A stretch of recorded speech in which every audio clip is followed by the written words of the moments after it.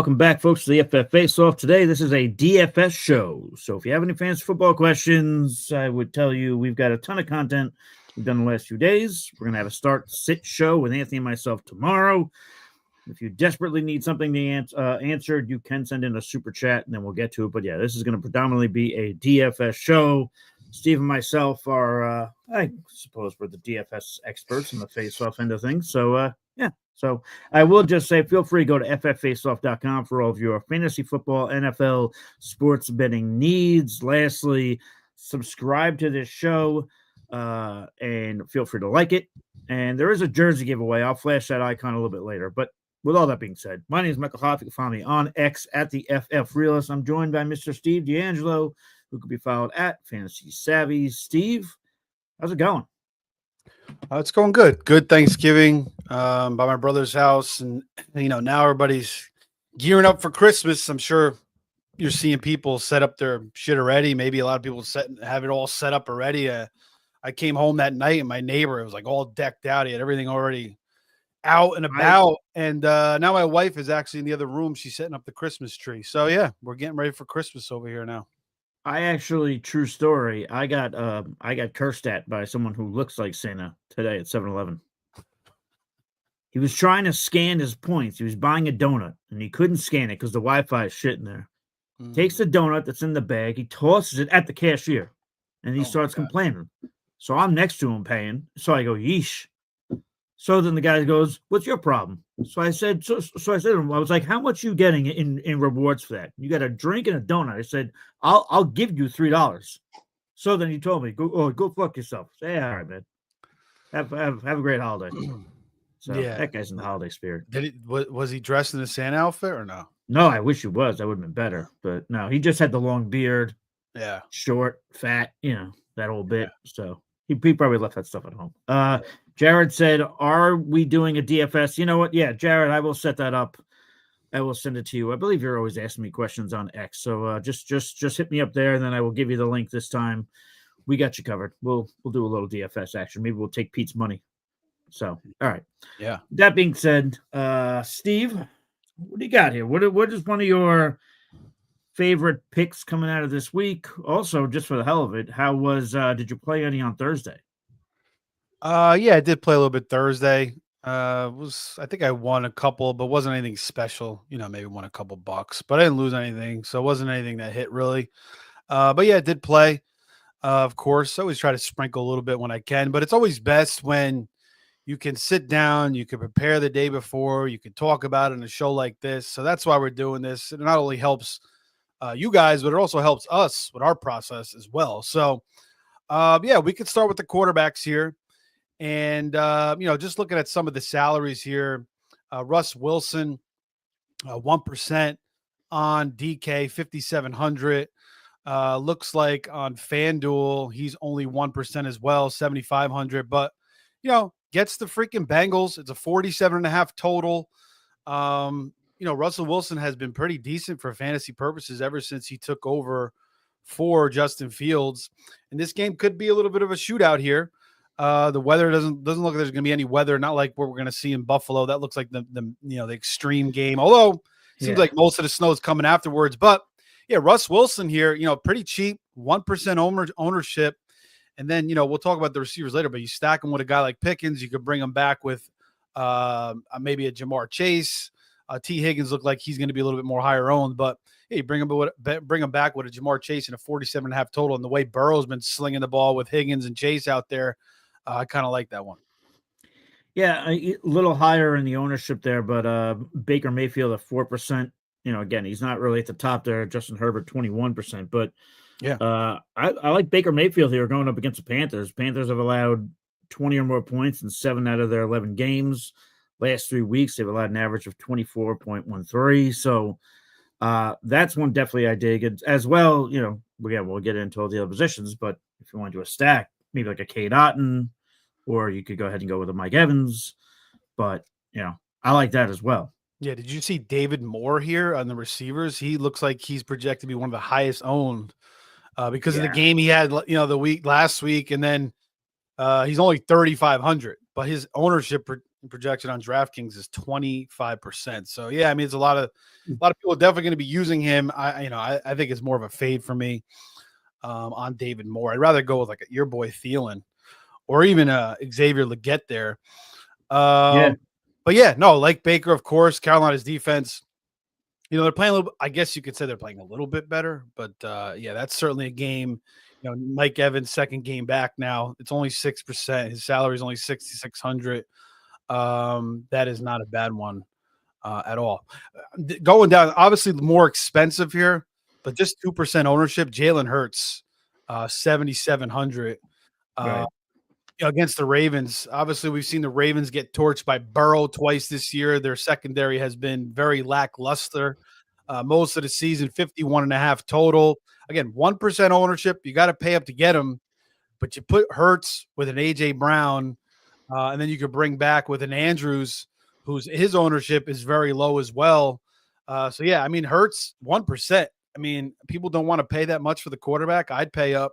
Definitely. Obviously, when you're playing DFS, you want to have at least, 3 or 4 lineups. You want to mix it up. You can't. I mean, what do you do? What you can. But Right. even if you do 5 lineups, you could pay the 3. You could do the $3. You could do the $1. So yeah, Jalen Hurts 1%. I love that. They even 51.5 total. Yeah, I was gonna say too. By the way, people don't realize this. They also have free contests on there that you Right. could. I mean, granted, they put the entry at kind of like unlimited, like as far as how many people can enter. But Right. even if you want to just play around with it, you could just jump in and do one of those. You can find them. You just got to sort through the pricing there and put it down to free, and they'll pop up. Albert's in here. What's up, Albert? What's up, Not Al? not as high in the price tag, but another one I do love. He's also 4%. Is CJ Stroud. I'm kind of Yeah. surprised he's only at 4%. To be honest, I mean his best fantasy game of the season was against Jacksonville. Yeah. What did he throw for like 302 touchdowns in that game, right? Yeah, something like that. I had it right here. Yeah. Yeah, he threw for definitely 345 yards, 2 touchdowns. Yeah. So yeah, also did some damage on the ground too.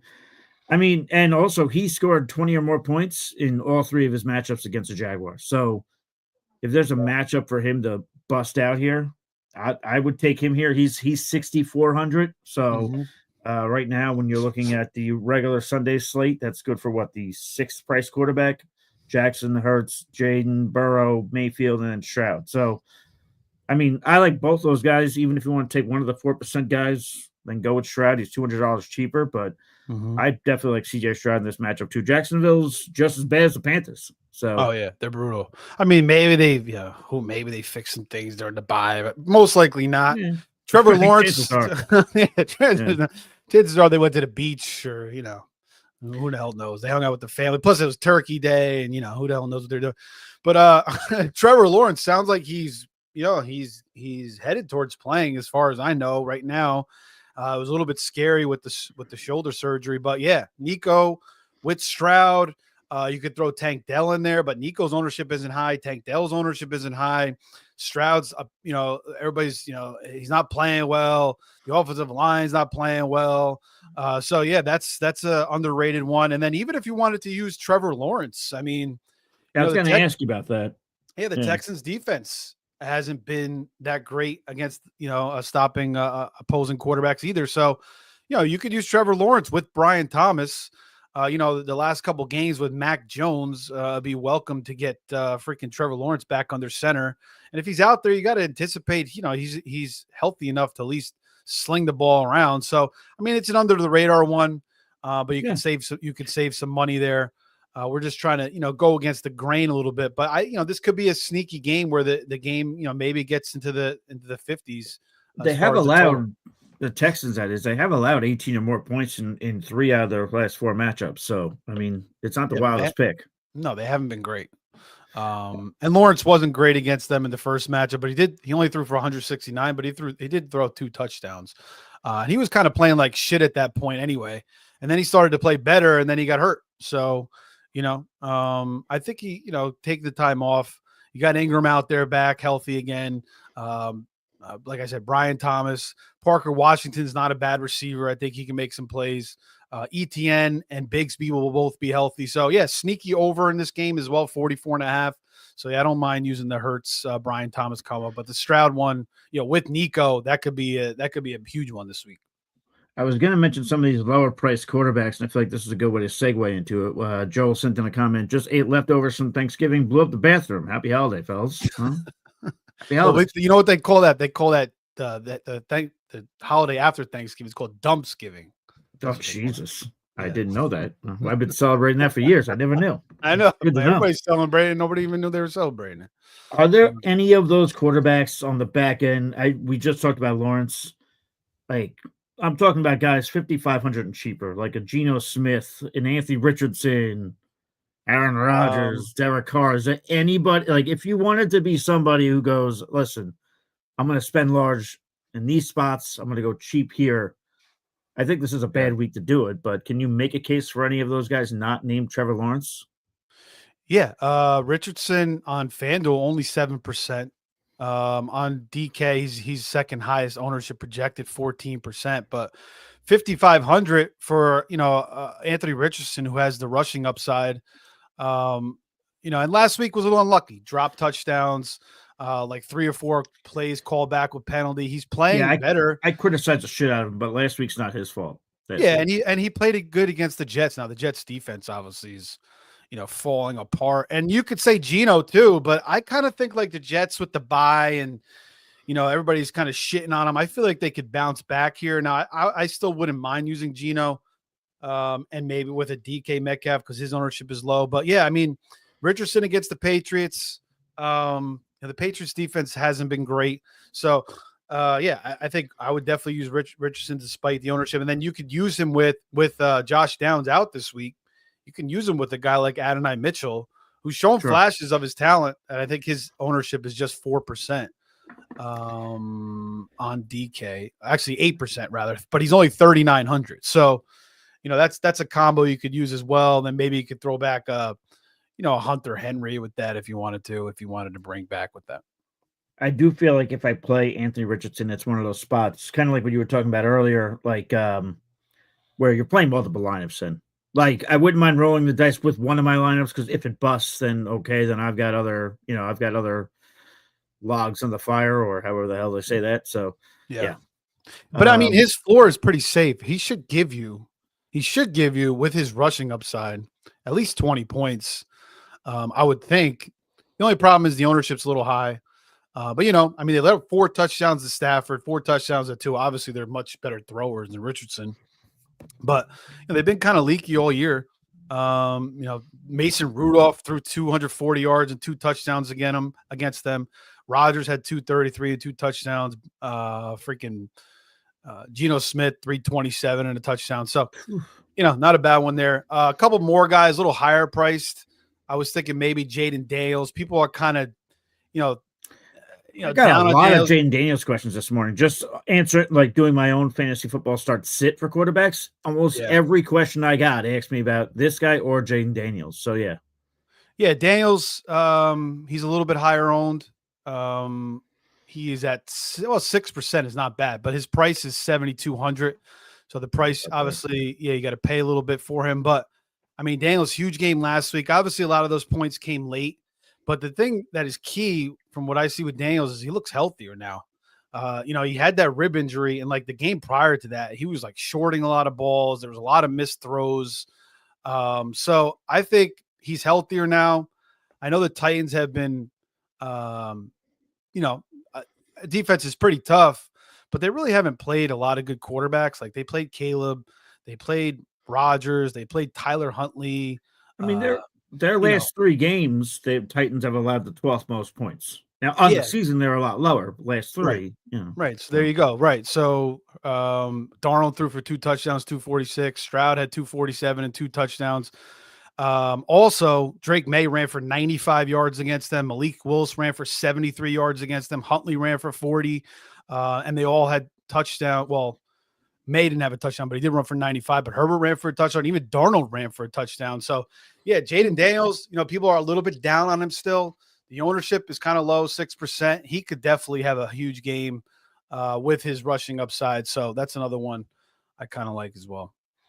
But yeah, besides that, if you want to go the highest percentage quarterback, that's Herbert. He's cheap, 5,600. Obviously, Herbert's playing great. Right. Will Levis, he's playing better. He's only 5,000, 4% ownership, and then Stafford, I think, is a good one, just 5%, and he's 5,800. But I think these guys, again, like I kind of illustrated earlier, if you're new to DFS, you should play these guys if you're playing multiple lineups. I wouldn't hinge one lineup on these guys, all right?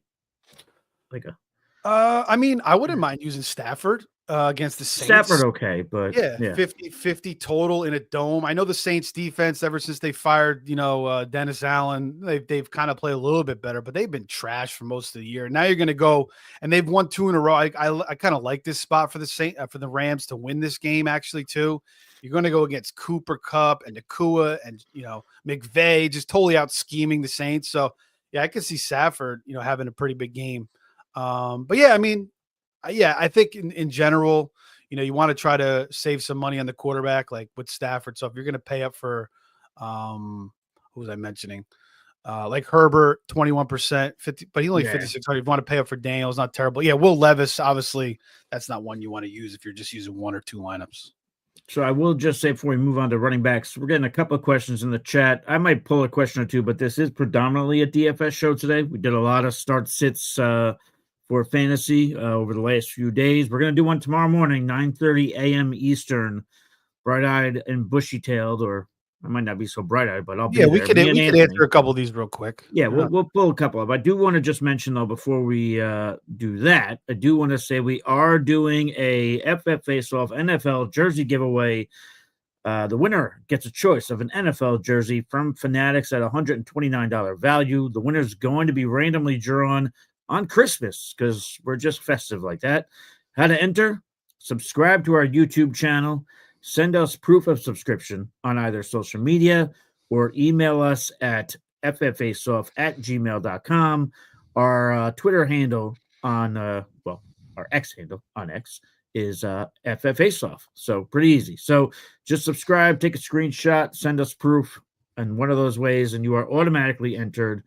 We're already taking names. We already got a lot of signups. So, feel free to sign up. Should be a good time. So, there you go. Steve, did you sign up yet? No, I didn't know we could enter. Could we enter? No, you can. I'm just teasing you.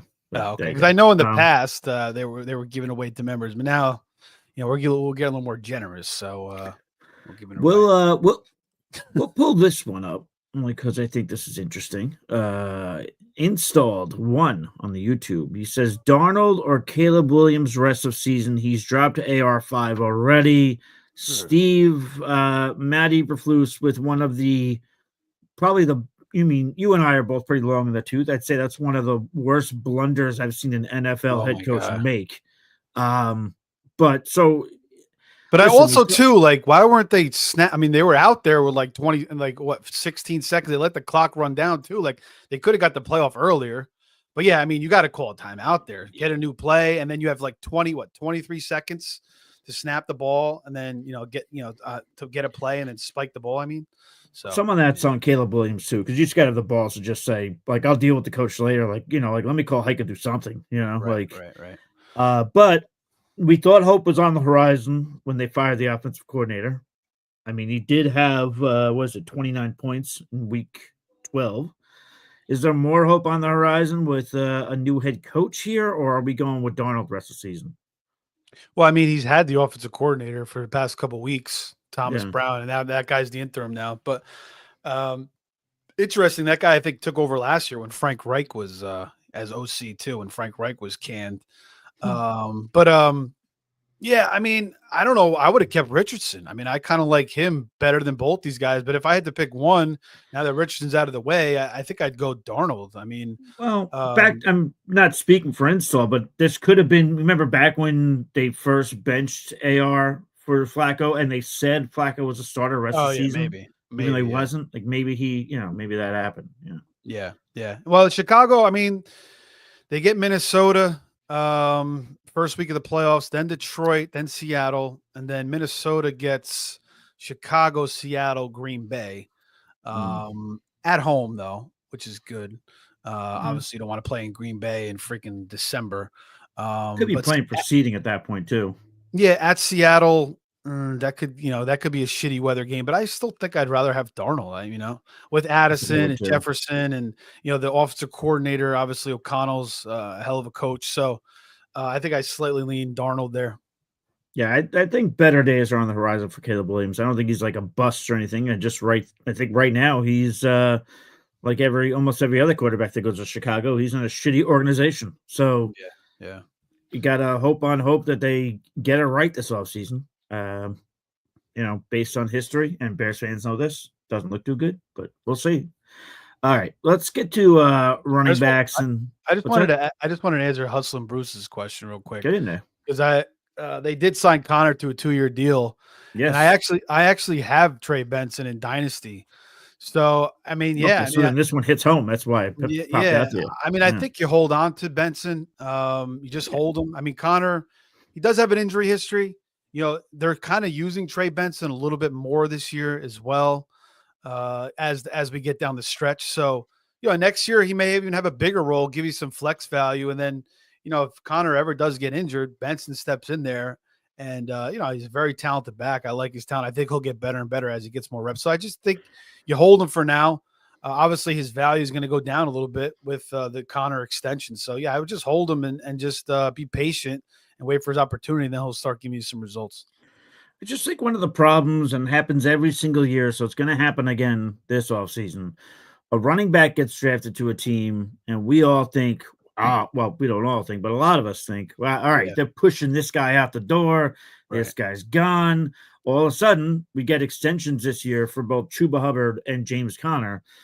I just think we need to remember the NFL world that we're living in. We're not in the LaDainian Tomlinson days. We're not in the Adrian Peterson days. We're in the days of, unless you're elite, there are other running backs in that running back room that are going to steal touches. I mean, hell, even Bijan Robinson still gets stuff stolen from Tyler Algier, right? And that's probably not going to go away either. So I just think that's something you got to keep in mind. But yeah, I wouldn't panic and get rid of Trey Benson or anything. Yeah, he's gonna get involved more and more. James Conner will eventually start to break down. So yeah, credit to Connor and Chuba Hubbard. Both those guys really played themselves into their money. They both had great years, and Connor just keeps it going. Yeah, there you go. So all right, let's get into some of the running backs again. This is a DFS show, so if you send in a super chat, we'll get to it. But otherwise, we might cherry pick a question or two. Or if Steve sees a question that hits close to home, he'll mention it. Actually, fuck it. I'll be a jerk. This one hits close to home. Hockenson or Taysom Hill? I like Taysom Hill tomorrow. I got yelled at on the podcast for saying this. I believe we were asked the same question. I don't know if it was from the same person, but I'm going with Taysom Hill tomorrow over Hockenson. Steve, do you think I'm crazy? No, definitely not. Is Josh Oliver going to be out again? I know, obviously he gets some snaps. He takes a little bit away. And then last week he was out, and then Hockenson had a really good game. And Hockenson obviously is an elite tight end. So it's very close, but I think, the Saints came out and basically said he's a huge part of the offense, Taysom Hill, because he has to be. The rest of the receivers are terrible. They have nobody. The receivers are a joke. They're throwing Dante Pettis out there and some guys I haven't even heard of, Mason Tipton, so it's basically Kamara and freaking Taysom Hill. Olave's still out of the way. So, yeah, they have to rely on Taysom Hill. We have a 49.5 total at home against the Rams. Should be somewhat of a shootout. So, yeah, I don't mind Taysom Hill at all over Hockenson. I mean, you could argue Hockenson as well, but it's very close. Yeah, it looks like I don't see anything official, but I do see a Vikings blog. So take that for what you will. Kind of intimating that Oliver's definitely out. All right, so that helps Hockenson. But if hasn't officially been ruled out yet, he's trending that way. So I mean, he's not practicing. So yeah, but I'm still going Taysom Hill. Yeah, death, taxes, and Saints coaches falling in love with Taysom Hill. That's it. Did I tell you the story about Taysom Hill? Did you hear me tell? I've told it a couple of times, but I don't think so. I was in the hospital last year with my mom. She caught a virus, so I went into the hospital with her. And one of the nurses came in. She's like, "Oh yeah, my cousin plays in the NFL." I'm like, "Wow, who is he?" She's like, "Taysom Hill." I'm like, "Wow, that's crazy." What the fuck? And she was telling me that Taysom Hill's brother was even a better athlete than he was. but he passed away, when he was Oh, younger. shit. Yeah. But he was saying Taysom's like the best guy, the greatest guy. He'll do anything for anybody. And like him and his brother were like unbelievable athletes, but his brother was even better athlete than him. So that was kind of cool meeting her and her telling me that story. No, I don't think you ever told me that. Or at least I wasn't paying attention when you told it. Yeah. There you go. That could have been a thing. All right. Running backs. Let's get into this now.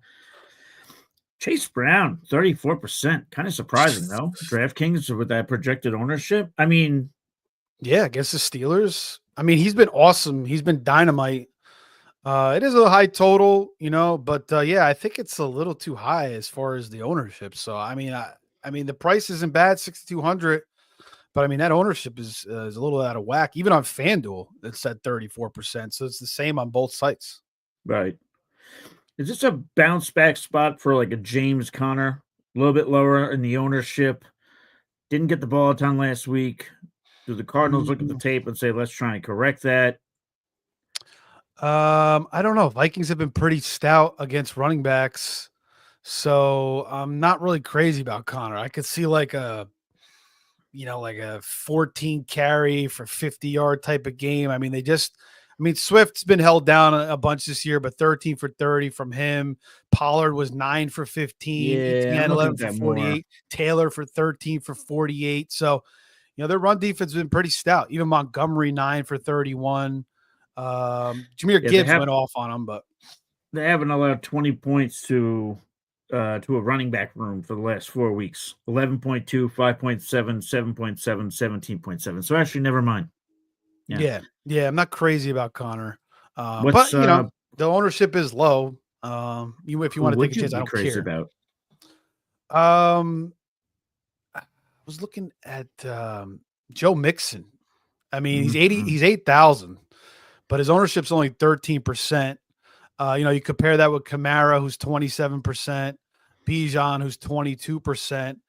And I feel like Mixon, kind of with Stroud. Actually, I did pick the Jaguars in this game, but plus the 4, that was contingent on Trevor Lawrence. But you know how the NFL goes, man. Like everybody's going to say, the Texans are going to dog walk. Everybody's going to rip and then the Jaguars. It's like the Raiders yesterday. The Raiders should have won that game yesterday. Right. Exactly. Well, the Chiefs, I mean, it's just insane how they just barely beat the Panthers. They barely beat the Raiders. They barely beat the Broncos. It's just unbelievable. Yeah, Pat Mahomes is born with the horseshoe up his ass. That's the thing. He's a very. I mean, he's fucking phenomenal. He's great. He's one of the greatest to ever do it. But goddamn, those guys get lucky. Yeah, for sure. I had them as one of my picks in Survivor, so I wasn't totally hating it, obviously.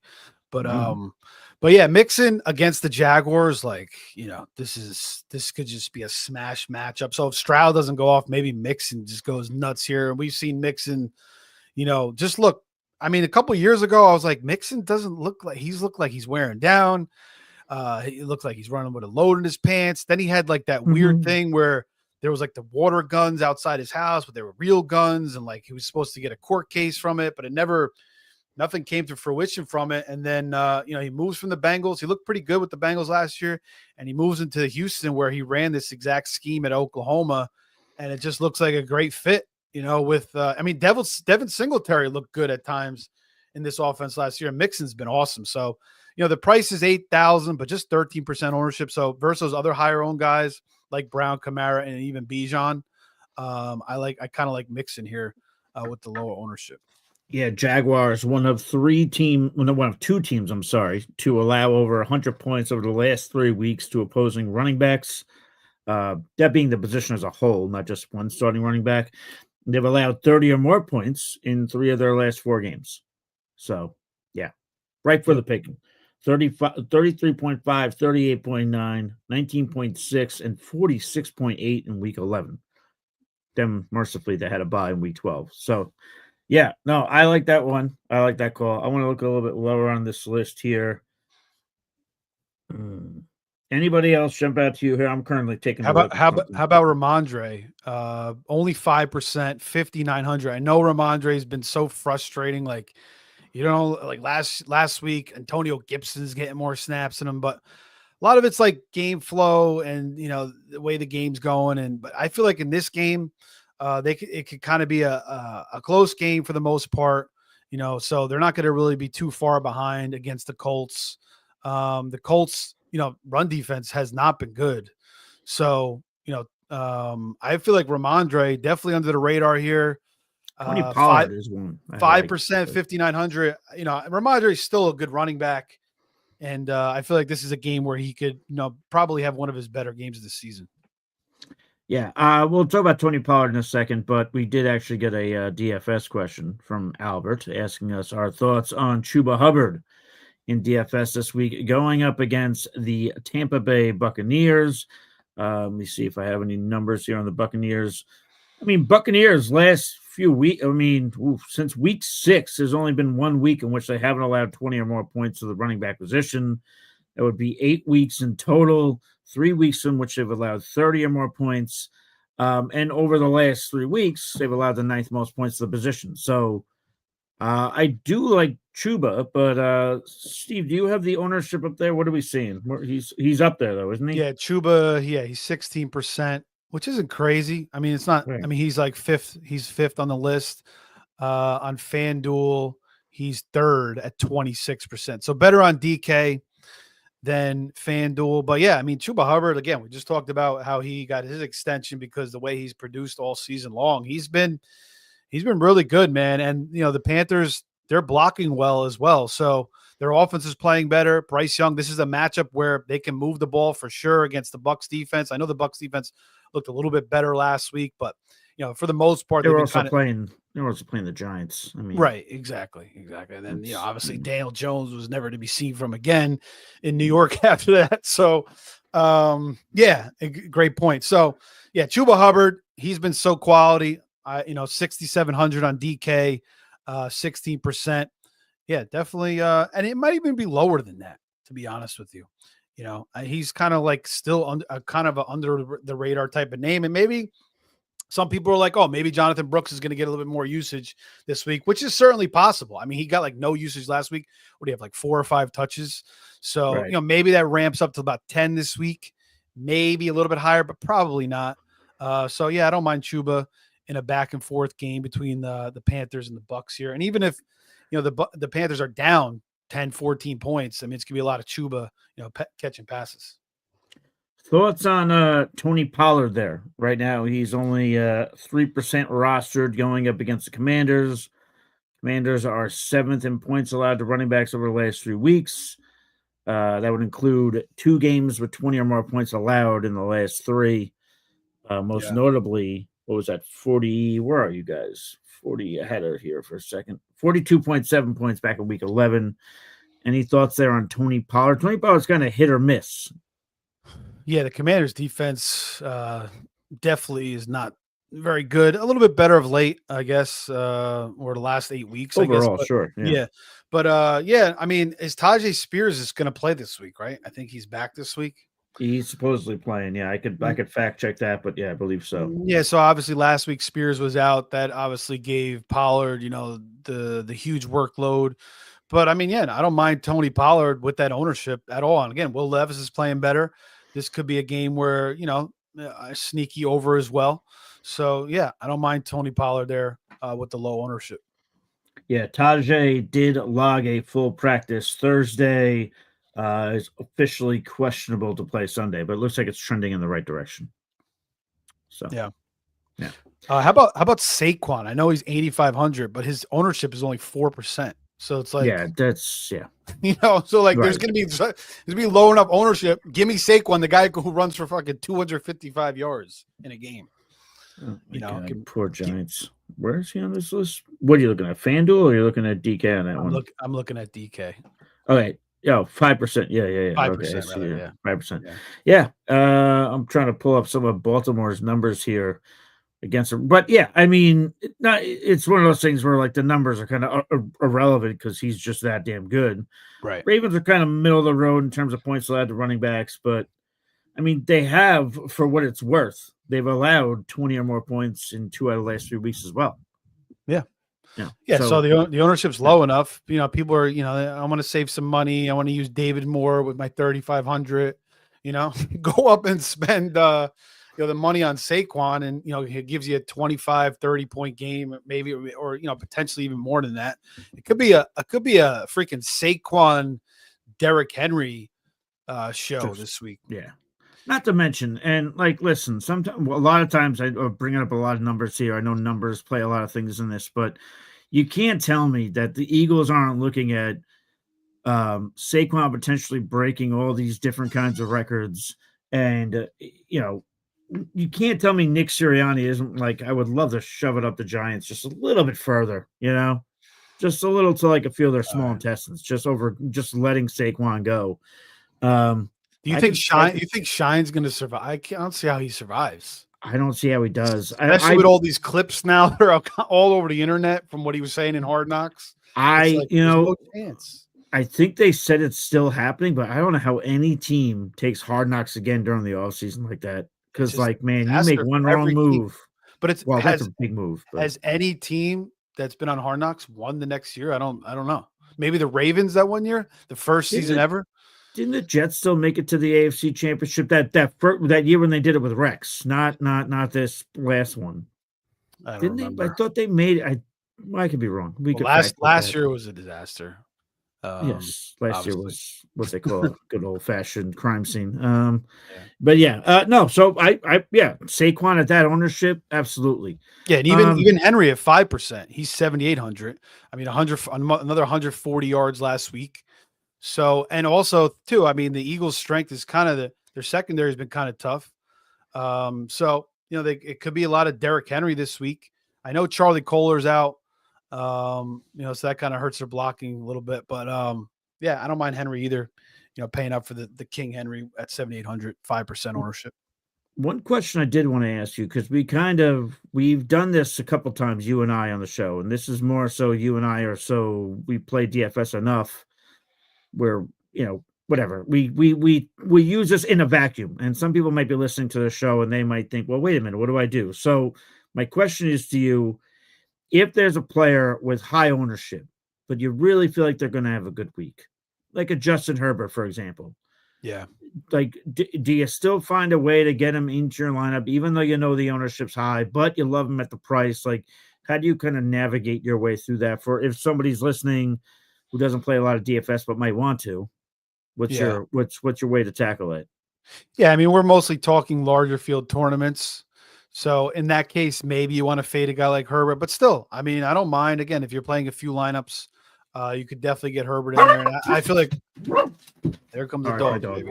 Yeah, dogs are barking. But I would say, Herbert, 5,600 against Atlanta, he should have a really nice game. So I would still use Herbert. And I mostly play single entry anyway. So, that's a little bit more favorable as well. I mean, large tournaments obviously get a little bit of trouble because you're going to get more people that are using Herbert. So your combos aren't as great, but I mean, 50-50s, cash games, single entry, 21%, 5,600. Yeah, definitely. I mean, there's definitely cases where I'll use a guy, even though he does higher ownership, but then there's, cases where it's a good opportunity to fade a guy too. Like, David Moore, like a couple weeks ago, it was Kayshon Boutte. He was like one of the highest owned receivers. I think it was 2 weeks ago. I'm like, what the hell are we looking at? Why is Kayshon Boutte? Because I guess everybody in the industry is just like Kayshon Boutte is going to Kayshon Boutte, and then everybody buys word of mouth. Yeah, a lot of word of mouth, and it's like everybody just follows along with what a lot of these sites are saying, and it seems like David Moore has even ticked up a little bit more since we started this show. It was at 23%. Now it looks like it's up to 25%. So David Moore is flying up the charts. But in that case, I would rather go to Thielen or Xavier Legette for the Panthers. Yeah, and I would also just say Steve was kind of talking about it between like the single entry, this and that. Like, take a look at what they're offering you. Don't go on the DraftKings app and take the first contest that's there because they want you to take that one. Take a look around, shop a bit. I mean, it is your money you're spending overall. Don't just throw it into, I do like to look for some single entries as well. I've noticed I've done pretty well with like those single entry $12 entry ones. Yeah, those are nice. The $5 are nice too. They have $15. They have a $27. They have a $50. And the max I usually do is the $100. But I mean, if you're playing in the single entry, it's just one entry. You can't have any more than that. So your odds go up significantly versus going into those $1 million makers, they got 150 entries. You got to have some of these guys max it out. So they have 150 entries with like over a couple 100,000 people too. Right. And this is all they do. They're preparing freaking Tuesday morning. They're sitting there on the computer for 6 hours a day, studying everything. Yeah. So you're at a complete disadvantage. So cash head to head, single entries, that's kind of the way to go. Unless you're going to put in like, unless it's like maybe a 50 entry tournament and you're going to put in like 10 entries, you want to stick the other route. Did we have any other running backs you want to mention, or I figured we can answer a fantasy question or two and then go on to wide receivers? But was there anything else you wanted to mention in terms of running backs? I mean, Bucky Irving, we all know how good he's been. Ownership's higher, 19%, but man, Bucky Irving just looks so good. And against the Panthers, versus like a Chase Brown, you save some money and the ownership's less. And then Kyron Williams too. I feel like, everybody might be, I'm surprised the ownership's 16%, especially after last week with the fumbles and everything. And we may see more Blake Corum this week because of the fumbles. Didn't happen last week, really. It's possible it could happen this week. So that's why it's kind of strange, but I guess it's because of the matchup here for the Rams against the Saints. The Saints defense, again, has not been good. So this could be a huge game for Kyron Williams, like one of those games where we see like 3 touchdowns. And by the way, back to Bucky Irving, which you mentioned, that Panthers defense has allowed 6 games, which is a league high of 30 or more points of opposing running backs. So, and they're allowing the most points in the league, which shouldn't come as a huge shock. And what do we see last week? So Bucky Irving, kind of finally take that step up coming off the bye over Rashad White. Panthers are also the only team in the NFL that has double-digit games of 20 or more points allowed to running backs. So, there you go. Zach Linton says, DFS. Yes, we hope to DFS. keep this going. And, as Mike was saying, as the regular season is winding down for regular fantasy football leagues, it's going to be DFS. Yeah. So, we're going to try to keep this going as consistently as we can. But and I will create a contest for this weekend. Which Jared, you asked earlier, I'll send that over to you. Steve, obviously you'll get it, and we'll see if Anthony and Pete got the stones to lose some money to us. But we'll answer a fantasy football question or two, and then we'll get back into DFS. Just because, again, guys, this is a DFS show today. Start sits. Tune in tomorrow, 9:30 a.m. But we will answer this one. Keith Tapp said, who to flex? Taysom, Gus, Shakir, Chubb, 10-man PPR. Well, definitely not. Go ahead. You go first. Who are you gonna say? Definitely not. Gus. Definitely not Gus. Okay. I was gonna say Taysom Hill. I'm riding the Taysom Hill gravy train. Even when you saw what's it, Rizzy, their coach, their new interim coach, we'll call him the Rizzler for engagement purposes, but and to make Pete happy. But I like Taysom Hill. I mean, you listen to what he said. He said glowing things about Taysom Hill. He's wonderful. He could have my firstborn. Just kidding. He didn't actually say that, but he did kind of intimate that they would like to use him in a lot of ways. To use him in that game. In which he had 40 plus fantasy points. So to me, I think they're going to use him. I think they're going to continue to use him. So I go Taysom Hill there at flex, especially if the options aren't the best. Yeah, and Chubb, and I feel like Chubb will start gearing up a little bit more, but the efficiency is not great. He did fall into the end zone 2 times. Shakir, obviously, we'll see if Keon Coleman makes his way back. But I mean, this, Mike, the Niners are just decimated. Freaking injuries right now. It's going to be a snow game. This could be a second half. It could get out of hand in the second half, especially if Purdy doesn't play, then forget about it. So I mean, I think Taysom Hill's my call too, man. A high total. Again, the receivers are terrible. They have to use him a ton. The coaches are talking him up. Taysom Hill's a freaking unbelievable athlete. He can run the ball. He can throw the ball. He can catch the ball. He can do everything you could possibly think on the football field. So, I think Taysom Hill is the call. Yeah, Purdy sounds like he's going to play, but just a fun thing. My brother gave me a call. I'm going to be house sitting because he's got an older dog there. Gave me the rundown with the whole alarm system. And then before he got the phone with me, he said to me, hey, what's your percentage that the Niners pull this game out? And I said, 4%. And he said, shit, I was going to say 10. Okay. So that's kind of how I'm feeling about this game tomorrow. Especially the snow. No Trent Williams, no Bosa. They're Niners, they're missing a couple other offensive linemen, aren't they? yeah, they're gonna have Aaron Banks is gonna be out, who's dealing with a concussion. Right. It's not good. It's not. It's just, and there was no swarming to the ball. So you're telling me you're not going to swarm to the ball against this Bills team is probably going to run it down your throat. And doesn't Fred Warner, is he playing with a broken foot?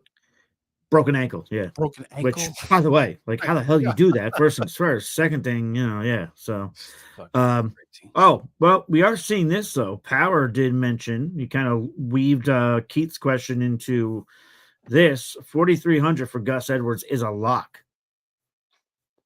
I mean, it's cheap enough. The ownership 11%. He's like what, 7th or 8th here or 9th on DK. It's not terrible. It's just he's got to get to the end zone. And we may see Hassan Haskins again. Kamani Vidal should get called up for this game and get a bigger role in the passing game. So he's not going to catch any passes.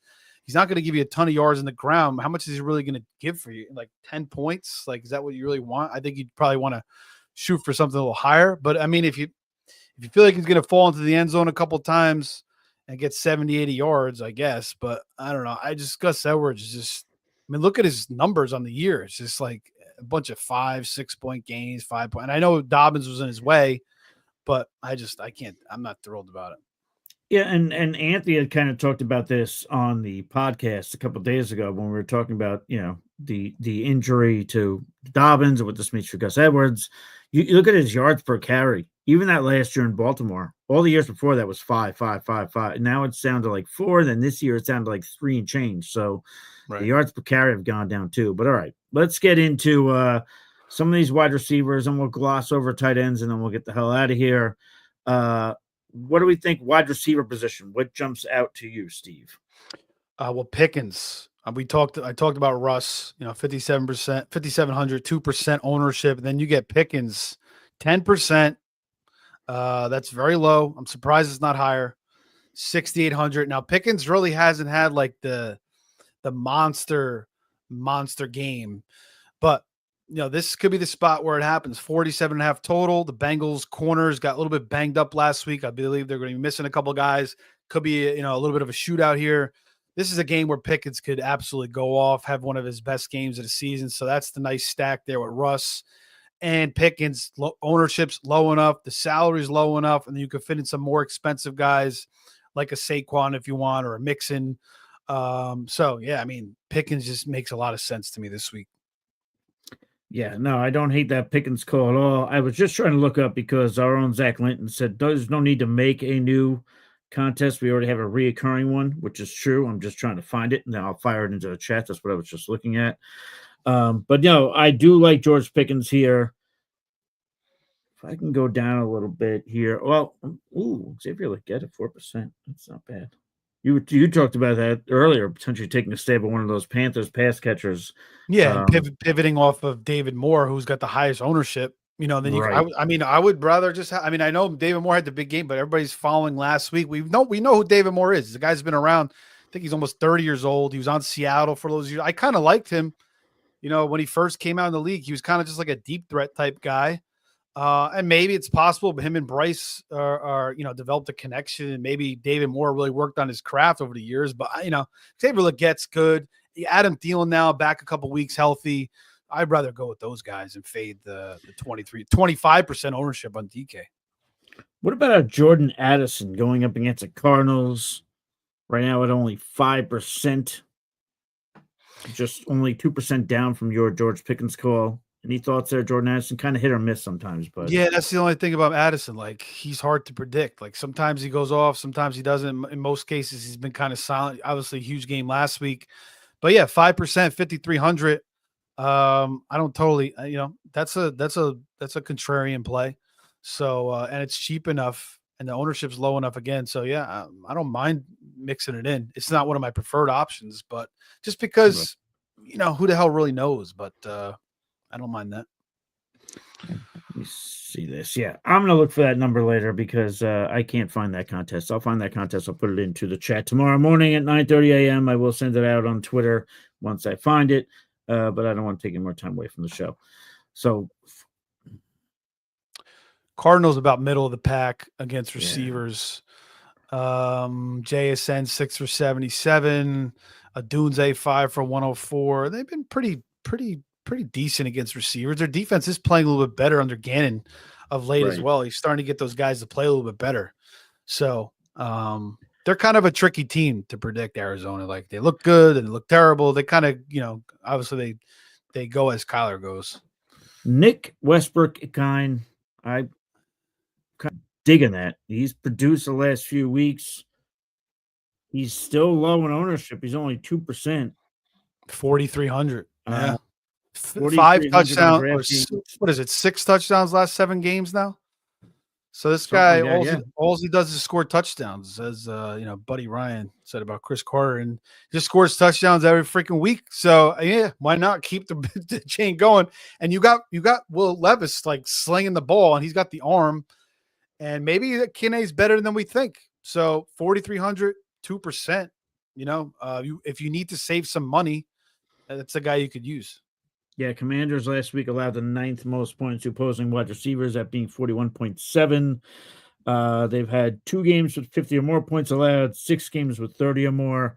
And I want to pull up that target share. I don't know if you mentioned it. I want to take a look at that, the target share for the Titans there last few weeks. But is there any other wide receivers there jumping out to you, maybe that are at the lower end? Well, I got to talk about Nico. Is only 12%. You talked about Stroud, who's 6%, so that's a great stack. Nico obviously, was an alpha, and he's had 2 touchdowns called back the last couple weeks since he's been back from injury. So we could see an absolute explosion from him in this Jaguars game for sure.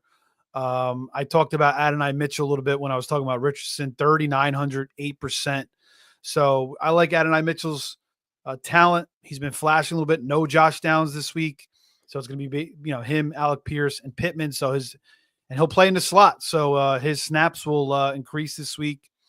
How about Garrett Wilson, 6,900? I know he's been frustrating the past couple of weeks, but the price is not bad, 6,900 and just 6% ownership. What do you think about that?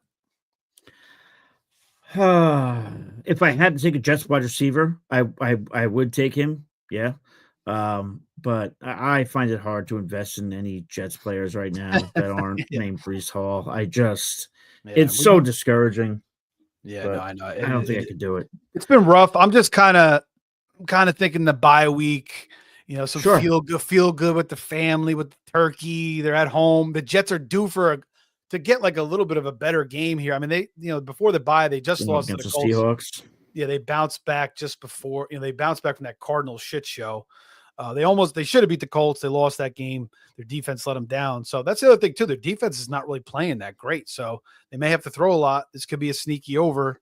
So that's why I feel like Garrett Wilson's just too good to hold down for 3 games in a row.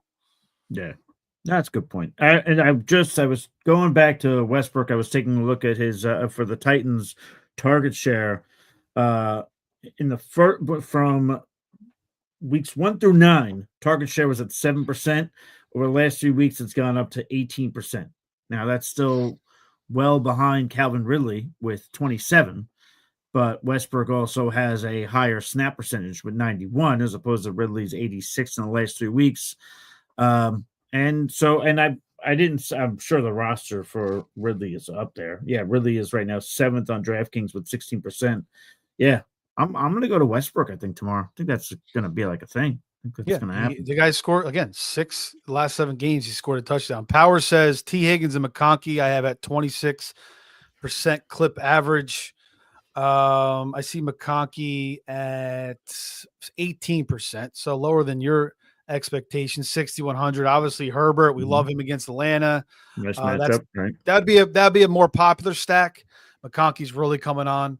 It's Quentin Johnson. I mean, I feel bad for the guy dropping passes left and right, but even CeeDee Lamb was freaking dropping passes on Thursday. I mean, he's got to play better too, but yeah, Quentin Johnson and Josh Palmer, it's clearly Ladd McConkey. So I don't mind using Ladd 61%, 6,100. If you're going to use Herbert, it just could be a little bit more popular. And then T. Higgins is up there with the 21%. That's why I was saying Chase, even though you got to pay more, he's just at 7%. If you wanted to go like a Pickens, Russell Wilson, and then bring it back with Chase at 8,600. Yeah, Falcons are they're the only defense to have double-digit games of over 30 points allowed to the wide receiver position. So that bodes well for I agree with what you're saying. It's going to be a popular stack. We saw how high Herbert was. We see how high Ladd is. But again, if you're playing multiple lineups, I don't mind taking a stab at that. Yeah, and you could still mix in enough low ownership guys the rest of the way where you could kind of be unique. So you could definitely make it work. It's not like you have to totally avoid it, but it's just I do feel like based on some of our combos, I'm more inclined to spend higher at running back this weekend than say maybe wide receiver. Like you talked about Saquon earlier, right? The ownership being lower, but obviously he's a pretty penny. I do want to ask your thoughts here, and then we can get to another couple players because this wide receiver, it is the biggest boat of all to pick from. Right. Marcus Valdez-Scantling. We talked about Westbrook. Valdez-Scantling has done well the last few weeks. What are your thoughts about plugging him in there going up against the Rams? You mentioned it being indoors. It could be higher scoring than we expect. I know we're all hot and bothered by Taysom Hill, but Valdez-Scantling has been doing work. Yeah, he has. And it just took freaking Derek Carr to unlock him. Only 4,500. 4,500, what, 3%? That's what I'm seeing here? Yes, correct. On DraftKings, yes. So, that's another guy. He's been hot too, like Westbrook-Akine. So, you could use – I'd probably prefer Westbrook-Akine just because he's obviously been more consistent over the last 6-7 games. MVS, he's done this in the past where he shows up for a couple games and then he just completely disappears off the map. But as long as Derek Carr is going to keep giving him deep shots, and that's where MVS excels. And in the past, he's always kind of gotten open. Just the problem, he just catch the ball, right? Like how many drops have we seen from freaking MVS in his career when he was freaking wide open? And he's kind of been clowned upon because of that. Don't throw it to Stonehenge. Unnecessary Roughness. If you guys never seen that movie, make sure you go watch it. Great movie. Kathy Ireland kicking field goals. But yeah, so love that fucking movie. MVS. I gotta watch that again with Rob Schneider doing the fumble Ruski and shit. I gotta watch that again.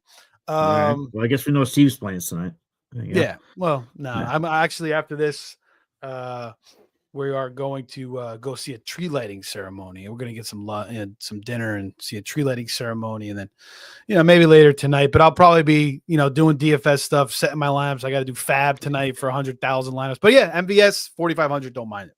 I am stopping by Hooters, and then I am coming back here to watch WWE Survivor Series. So nice. I got a good Hooters couple minutes away from me. It's a good one for sure. A word? All right. Yeah, mine's like a 10-minute drive, but it's still worth it. Yeah. Every time whoever gets there first, I visit there with our resident troll ATL, and we have a rule. Whoever gets there first has to let us know whether it's the A team, the B team, the C team, or God forbid the D team. At which point the other one picks the other one up, and let's just go somewhere else. Let's just get the fuck out of Dodge. Yeah, I was actually at Hooters last week. We were watching I was watching the 4 o'clocks on last Sunday there. All right. Oh, good. Oh, good. So you watch the Niners get their shit pushed in. Good times. Yeah. Underrated sort of football movie is The Last Boy Scout. Power's coming in with a lot of content here for us. That is The Program is one of my favorite. That's with Damon Wayans and Bruce Willis. I gotta watch that again. I don't really remember that movie. Yeah, I don't even mean either. Holly Berry. Yeah, I remember. I definitely saw that movie, but I forget what the hell happened. But you got Holly Berry in there. You got Damon Wayans and Bruce Willis. I mean, that's got to be a good one. All right, Power. We'll give it a go. Yeah. Another underrated football movie, School Ties. I keep telling you guys, you got to watch that one. Brandon Fraser and Matt Damon. I haven't seen that one. So the story is he gets recruited to a Catholic school or a Christian prep school, and he's Jewish. So he's trying to hide it the whole time, and then it finally gets revealed at the end, and like awkward. Yeah. It's a great movie. Yeah, keep it in mind. All right. Anything to mention on wide receivers, or we'll just go to tight end since we're almost at an hour? A couple more. DK Metcalf, coming back from the injury. Again, the Jets defense has been leaking points. They haven't been good. Maybe they bounce back. Maybe they play better. But DK is also due for a good game. This could be a little bit of a sneaky shootout. He's 3%, 6,400. Terry McLaurin, 7,100, 1% ownership. Again, I mentioned, the Titans defense, they're good on paper, but they really haven't faced a lot of good quarterbacks. So I feel like Terry, 1%, the 7,100, I feel like he could have a good game. And then Marvin Harrison, just 2% ownership with the 6K. And I don't mind him either in his matchup against the Vikings, which, the Vikings secondary has leaked a lot of points all year too. So in a dome, back and forth, Marvin Harrison could be nice. And just one more from Power before we quickly just gloss over these tight ends. Twin Peaks better than Hooters. Yeah, but I don't even know if I have any Twin Peaks in the New York area. Those I maybe there's what, dude, there's some places in Texas that are absolutely insane. I some of those. Yeah, there's Twin Peaks, there's what's that? Twisted Kilt's another good one. Tilted Kilt. Yeah, they had that in Jersey. I went to that a couple times, yeah. Yeah, that's a good one. They used to have one of those by me, actually right by the Hooters, but they're all closed now, I think. Tilted Kilt, right? I don't think they're even open anymore, yeah. Well, if I find a Twin Peaks, I will go, Power. I will go. And you know what? I'll ask them to put on the Last Boy Scout while I sit there. So there you go. Just to round that all together. But all right, let's get into some of these tight ends.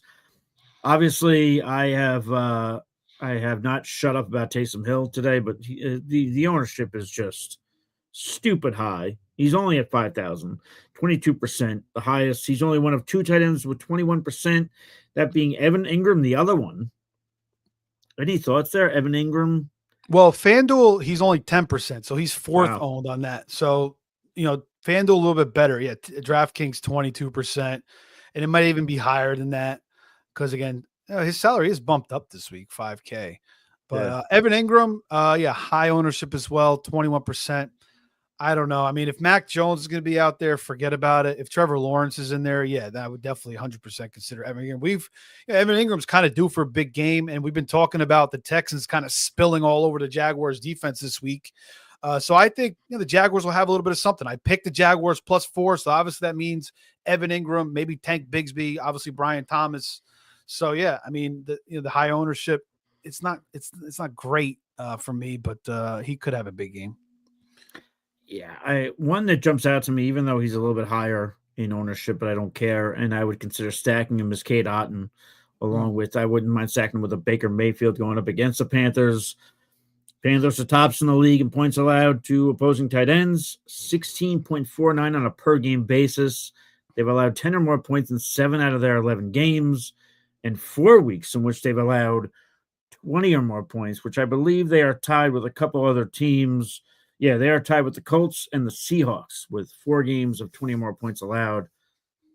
So I'm going to have multiple lineups tomorrow. One of them will have Cade Otton in there for sure. Yeah, 12% on DK and then just 5% on FanDuel. So I wondered which the FanDuel one represents that more since you just said that. I was going to say, I wonder how many people would have been scared off from Cade Otton because of what happened last week against the Giants. But the Giants are better against tight ends than people realize. Right, Giants are top 3 against tight ends, aren't they?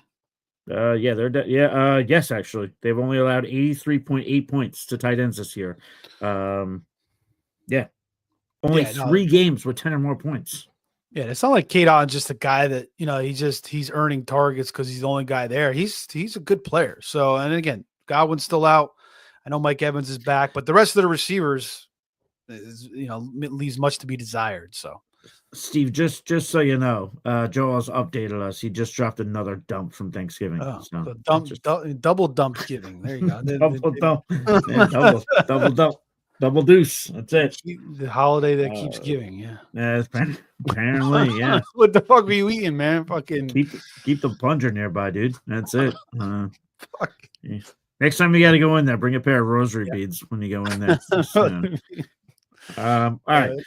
What other funny actually, I'm going to so you're going to Hooters and I was at Hooters Sunday. I'm going to church after this too. Maybe I'll grab sinners and saints, man. That's amen. Jesus came to save the sinners, not the people that are perfect. So True Yeah, story. well, I'll grab you some rosary beads, man, for when I go to church. I'll send them out. There you go. Perfect. See, look, we're always helping out. Joel, you're welcome in advance. All right. What are some other tight ends we like here? Anything else that he just said pray for my wife who's going into the bathroom now. Well, you should have put tape around the door or something, dude. Anyway. You know what's funny is like we have a bathroom in our bedroom. And it's like this, it's like one of those like private toilets where there's no sink, the private shithole. Yep. So my wife kind of cool. sends me in there. So whenever I use the hallway bathroom was like my daughter's bathroom, she gets insanely mad at me. She just goes crazy. Leave a couple smear marks in there and it's fucking all over. Good. All right. Speaking of smear marks, let's get back to the tight end position.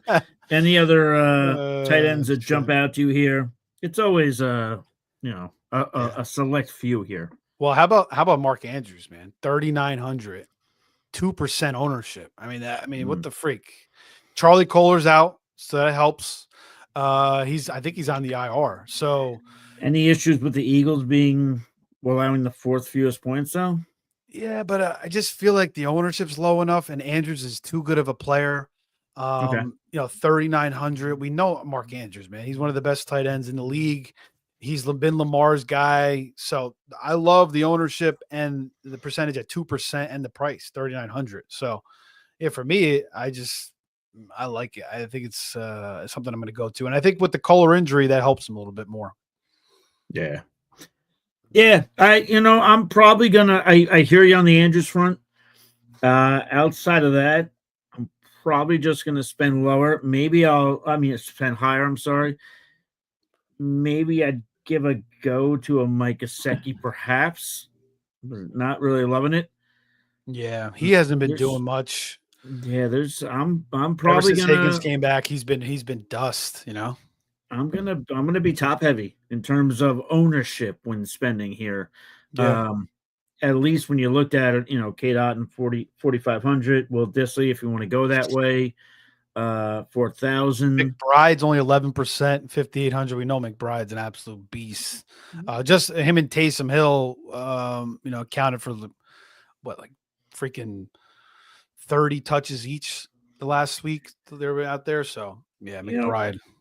Not for nothing. We talked about the Titans defense not being the greatest over the last few weeks. Maybe a Zach Ertz here. In 4 out of the last 5 weeks, the Titans have allowed 12 or more points to tight ends. Yeah. 24.6, 15.5, then 8, then 12, then 15.6. There's an opportunity there. Maybe. Yeah, Ertz, man, he's still playing good. He's still making catches. He's still making tough catches, toe tap catches a couple weeks ago. 3,800, 8%. Yeah, 100%. I don't mind Ertz. FanDuel 5,400, 7%. So similar ownership. But yeah, if you want to pay it for McBride or Otten, Otten's not even that expensive. He's 4,500. If you want to pay it for Hockenson, 16%, but just 4,400 too. Obviously Taysom Hill is going to be the most popular, and Ingram's up there as well. But a couple other guys on the low list is Freiermuth, 3,500, just 1%.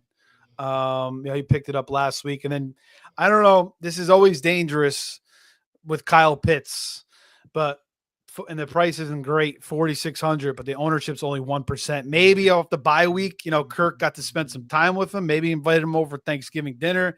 He says, Kyle, listen, you're talented. You need to run your routes a little bit harder. You need to put a little bit more effort, and I'll start throwing the ball a little bit more. And then let's go in our backyard and work on some things. So that's possible.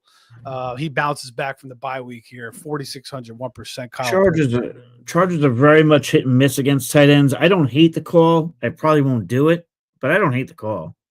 Yeah, it's more about the ownership with the 1%. So it's really separating you from the field there. And even on FanDuel, he's just 4%. And Matt came in and said, no Pete today, because Pete doesn't really do DFS. He dabbles, but he doesn't really pride himself in it. So he figured he'd let the heavy hitters go. And tomorrow he's cutting down a tree. That's why I'm on tomorrow. So he's cutting down the Griswold family Christmas tree. That's right. He lives up, he's in the woods over there. So, but yeah, we have to get Pete in here for some DFS and Anthony as well. We'll shoot the shit. I put together, just to show you guys how much of a man I am, I put together a fake tree today, and I wound up with a blood blister. So that's how shit's going on my end. So yeah, I pulled the tree out of the closet, and like 37,000 things fell all over the place. So got to clean that closet out. Good times. Fuck that closet. It's time for church and Hooters. But all right. Anything to say before we ride off into the sunset today? We're already at an hour and 10. Was there any other last things you wanted to mention, or? No, this was fun, man. I think we put out some clarity, which is what you want. You want clarity when you're putting in your lineups, because obviously you got your regular lineups, you got your bets, you got your props. So there's a lot of shit going on. You got kids, who knows? Maybe you're going to church, maybe you're going to Hooters. So this is good, Mike. Hopefully we can run it back again next week. But if not, make sure you guys like, subscribe, and share as well.